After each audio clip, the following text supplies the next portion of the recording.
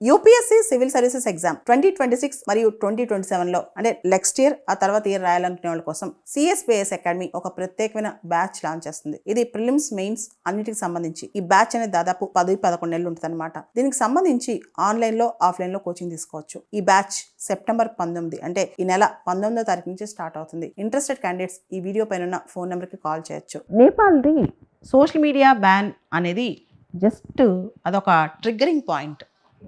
2008 నుంచి చూస్తే కనుక నేపాల్లో దాదాపు 14 ప్రభుత్వాలు మారాయి. అంతేకాదు గత 5 సంవత్సరాల్లో 5 ప్రైమ్ మినిస్టర్స్ మారారు. సో నేపాల్లో రాజకీయపరమైన అనిశ్చితి ఏదైతే అక్కడున్న మోనార్కీ వ్యతిరేకంగా కమ్యూనిస్టులు పోరాడారో ఆ సిద్ధాంతాలకు వాళ్ళు లేరు.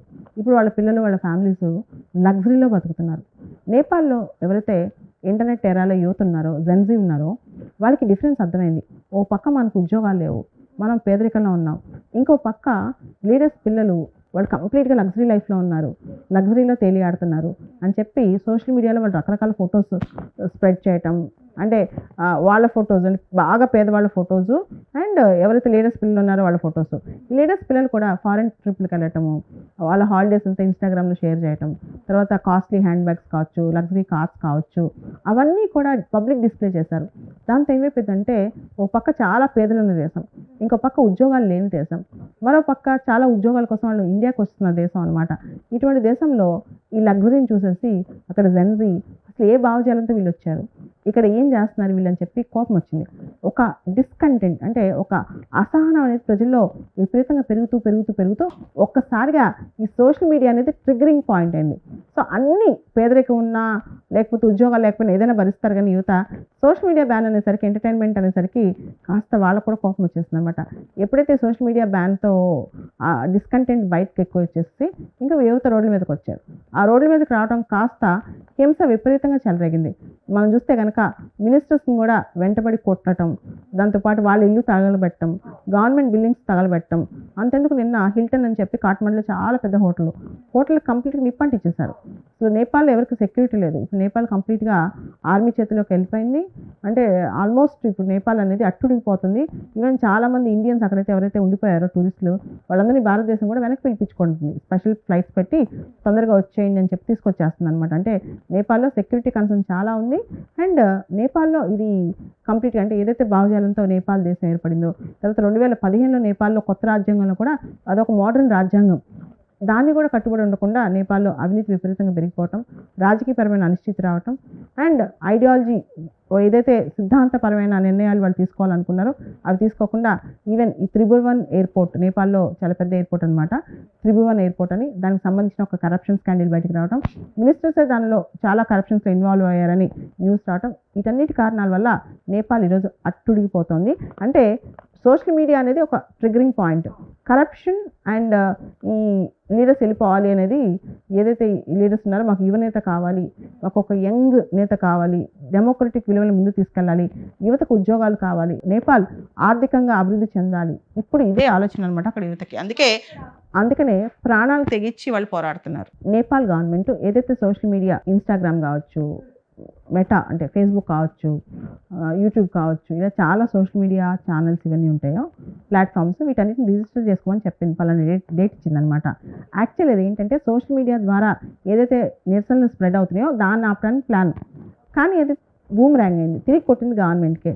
యాక్చువల్లీ సోషల్ మీడియా అనేది కాదు, సోషల్ మీడియా మీద బ్యాన్ ఎత్తేసారు, అయినా కానీ కేపీ శర్మ ఓలీ దిగిపోవాలి, ఆయన మాకొద్దు, మా కొత్త మినిస్టర్స్ కావాలి, కొత్త గవర్నమెంట్ కావాలి. కానీ నేపాల్లో విచిత్రం ఏంటంటే నేపాల్ కాన్స్టిట్యూషన్ కానీ వాళ్ళ సిస్టమ్ ప్రకారం ప్రైమ్ మినిస్టర్ రిజైన్ చేస్తేనే పార్లమెంట్ కుప్పకూలిపోదు, వ్యవస్థ పోదు. ఓన్లీ ప్రైమ్ మినిస్టర్ రిజైన్ చేశారు అంతే, ఇంకా అక్కడ పార్లమెంట్ ఉంది, సిస్టమ్స్ ఉన్నాయి ఇంకా. సో ఇప్పుడు ఏంటంటే కొత్తగా ఇంకొక డిమాండ్ వస్తుంది, అసలు పాత పార్లమెంట్ రద్దు చేసేయాలి, కొత్తగా ఎన్నికలు జరగాలి, మనకి కొత్త వ్యక్తులు రావాలి, యువ నేతలు రావాలి, ఇలా చాలా పేర్లు బయటకు వస్తున్నాయి అన్నమాట. యాక్చువల్లీ జెన్జీ ఉద్యమం అనేది మనం గమనిస్తే కనుక కేవలం నేపాల్లోనే కాదు, మీరు చూస్తే 2022లో శ్రీలంకలో రాజపక్షకి వ్యతిరేకంగా అందరూ యువతంతా బయటకు వచ్చారు. బయటకు రావటమే కాదు, ప్రెసిడెంట్ యొక్క ప్యాలెస్లోకి వెళ్ళిపోయి, భవంతిలోకి వెళ్ళిపోయి వాళ్ళ బాత్రూమ్స్లో కూడా స్నానం చేశారు అండ్ వాళ్ళ బెడ్స్ ఎక్కి కూర్చున్నారు, వాళ్ళ యొక్క ఫుడ్ స్టీల్ చేశారు, శ్రీలంకలో అప్పుడు విపరీతమైన ఆర్థిక సంక్షోభం వచ్చిందనమాట. ఇప్పుడు కూడా కాస్తుంది, అప్పుడు చాలా ఎక్కువ ఉంది. ఆ టైంలో అక్కడ జనాలు తినడానికి తినలేదన్నమాట. ఆ పరిస్థితిలో వాళ్ళు నిరసన చేశారు. అదేవిధంగా లాస్ట్ ఇయర్ బంగ్లాదేశ్లో షేక్ హసీనాకు వ్యతిరేకంగా ఏదైతే రిజర్వేషన్ పాలసీ అక్కడ తీసుకొచ్చారో దానికి వ్యతిరేకంగా ఆర్మీ వెటరన్స్ లేకపోతే ఎవరైతే యుద్ధాల్లో పాల్గొన్నారో, ఫ్రీడమ్ ఫైట్లో పాల్గొన్నారో వాళ్ళ పిల్లలకి అక్కడ రిజర్వేషన్స్ ఇస్తామని చెప్పేసరికి యువతంతా బయటకు వచ్చి షేక్ హసీనా పారిపోయింది కదా ఆల్మోస్ట్. సో అక్కడ కూడా ఇదే ఉద్యమం ఆల్మోస్ట్ ఇలాంటిదే. ఇలానే లాస్ట్ వారం గత వారంలో ఇండోనేషియాలో పార్లమెంటేరియన్స్కి ఎంపీస్కి విపరీతమైన హెచ్ఆర్ఏ హౌస్ రెంట్ అలవెన్స్ పెంచుతున్నామని చెప్పి ప్రకటించడంతో అక్కడ కూడా యూత్ బయటకు వచ్చారు. అంతెందుకు లాస్ట్ వీక్ కూడా ఫ్రాన్స్లో కూడా ఇలాంటిదే జరుగుతుంది ఒక ఉద్యమం అనమాట. సో చాలా దేశాలు ఇలాంటి ఉద్యమాలు వస్తున్నాయి, నేపాల్లోనే కాదు. అంటే చుట్టుపక్కల అన్ని చోట్ల మీరు గమనించవచ్చు. యువత ఊరుకోరు, గమనిస్తూనే ఉంటారు. అందులో ఇంటర్నెట్ యుగంలో, డెమోక్రటిక్ యుగంలో యువత ఏ స్థాయిలో ఉన్నా సరే ప్రతిదీ గమనిస్తున్నారు, ప్రభుత్వాన్ని గమనిస్తున్నారు. పరిపాలన సరిగా లేకపోతే ఇలాంటి విప్లవాలు ఖచ్చితంగా తప్పని చెప్పొచ్చు. ప్రజాస్వామ్యంలో రక్షకులే భక్షకులైతే అనే ఒక స్టేట్మెంట్ ఉంటుంది కదా. ఎవరైతే ప్రజల కోసం ఉన్నారో, ప్రజలు రక్షించడానికి ఉన్నారో వాళ్ళే ప్రజల యొక్క సొమ్మును తినేశారు, వాళ్ళ యొక్క ఆస్తులను తినేశారన్న డౌట్ ఉందో పరిగెత్తించి కొడతారు, దానిలో డౌట్ లేదు. అండ్ ప్రజాస్వామ్యం పేరుతో అక్కడ ఏం చేశారు? అక్కడ ప్రజాస్వామ్యం పూర్తి స్థాయిలో ఉందని నాకైతే అనిపించలేదు. ఆల్మోస్ట్ లీడర్స్ అందరూ కూడా సొంత నిర్ణయాలు తీసుకున్నారు, కరప్షన్లోకి దిగిపోయారు, వాళ్ళ ఆస్తులు కూడా పెట్టుకున్నారు. ప్రజాస్వామ్యబద్ధంగా నేపాల్ పరిపాలించబడలేదు. దాంతో వాళ్ళ కోపం వచ్చింది. ఇది కొన్ని సంవత్సరాల క్రితం, ఒక 15 సంవత్సరాల క్రితం గడాఫీ అని చెప్పి ఒక లీడర్ అనమాట, లిబియా గడాఫీని రోడ్ల మీద ఉరికించి కొట్టారు, ప్రజలు రాళ్ళేసి కొట్టారు, చంపేశారు. ఓకే, సో ఇది ఎవరికైనా తప్పదు. నువ్వు డిక్టేటర్ అయినా, డెమోక్రటిక్ లీడర్ అయినా పరిపాలన అనేది ప్రజలకు నచ్చకపోతే, ప్రజా వ్యతిరేక కార్యకలాపాలు చేస్తే నేను రోడ్డు మీద ఉరికించే కొడతారు. ఖచ్చితంగా కర్మఫలం కాదు, ఆ పాత రోజుల కర్మఫలం అనేది వచ్చే జన్మలో వచ్చింది అనమాట. కానీ ఈసారి ఈ జన్మలోనే చూస్తారు, సేమ్ జన్మలో అతి కొద్ది కాలంలోనే కర్మఫలాన్ని చూస్తారనమాట. చాలా దేశాలు జరుగుతుందమ్మా అదే, ఇప్పుడు దాకా చెప్పింది అదే. శ్రీలంకలో కావచ్చు, బంగ్లాదేశ్లో కావచ్చు, ఇండోనేషియాలో కావచ్చు, చాలా దేశాల్లో. అండ్ రేపు పాకిస్తాన్లో కూడా జరగబోతుంది. ఆల్మోస్ట్ పాకిస్తాన్లో కూడా యువత ఎంత అసహనంగా ఉన్నారు, అక్కడ కూడా జరుగుతుంది ఇలాంటిది. నేపాల్లో హింస స్టార్ట్ అయిన తర్వాత, ఈ వైలెన్స్ స్టార్ట్ అయిన తర్వాత ఆర్మీ కంట్రోల్లోకి వచ్చిందనమాట. అయితే అక్కడ యువతకి ప్రొటెస్ట్లు తెలుసు, అక్కడ ప్రొటెస్ట్ చేస్తున్నారు, హింస చేస్తున్నారు, కానీ అంటే వాళ్ళకి అక్కడున్న సిస్టమ్ నచ్చలేదు. కానీ వాళ్ళకి ఎవరు కావాలి, ఎలాంటి సిస్టమ్ కావాలనే దాని మీద వాళ్ళ మధ్య సయోధ్య లేదనమాట. ఇప్పుడు ప్రస్తుతం నేపాల్లో కంప్లీట్ కర్ఫ్యూ ఉంది. పూర్తి స్థాయిలో ఆర్మీ దాన్ని కంట్రోల్ చేయలేకపోతుంది, కానీ కర్ఫ్యూ అయితే విధించింది. అండ్ ఎవరైతే ప్రొటెస్టులు నిరసనకారులు ఉన్నారో వాళ్ళతో చర్చలు చేస్తుంది, కొంతమంది పైన కేసులు పెడుతుంది, అన్నీ జరుగుతున్నాయి. కానీ ఎలా దీన్ని ఆల్టర్నేటివ్ సజెస్ట్ చేస్తారు, అంటే దీనికి ఏ విధంగా స్థిరత్వం తీసుకొస్తారనేది ఇంకా క్లారిటీ లేదనమాట. అయితే ప్రస్తుతానికి మాత్రం ఆర్మీ కంప్లీట్గా కంట్రోల్లో తీసుకొచ్చింది. అయితే ఇక్కడ ప్రజలకి అవినీతికి వ్యతిరేకంగా పోరాటం చేసే ప్రజలకి హానెస్ట్ వ్యక్తులు కావాలి. దానికోసం ఇప్పుడు సుశీలా కర్కి, ఈవిడికి నేపాల్ రాజ్యాంగం మీద కానీ, నేపాల్ యొక్క జూరిస్ప్రుడెన్స్ మీద కానీ అవగాహన ఉందన్నమాట. ఈవిడ కూడా బెనారస్ హిందూ యూనివర్సిటీలో చదువుకుంది. ముఖ్యంగా అయితే కమ్యూనిస్ట్ ఐడియాలజీతో బయలుదేరిన నేపాల్, ఏదైతే కమ్యూనిస్టు భావజాలం ఉందో చాలా వరకు అక్కడ ఇప్పుడు ఆ భావజాలం అనేది ప్రజలు ప్రభుత్వాలు నిలబెట్టుకోలేకపోయాయని చెప్పి ప్రజలు నమ్మి మాకు అవినీతి రహిత, అంటే అవినీతి లేకుండా అవినీతి రహిత సమాజం కావాలని చెప్పి కోరుతున్నారు అనమాట.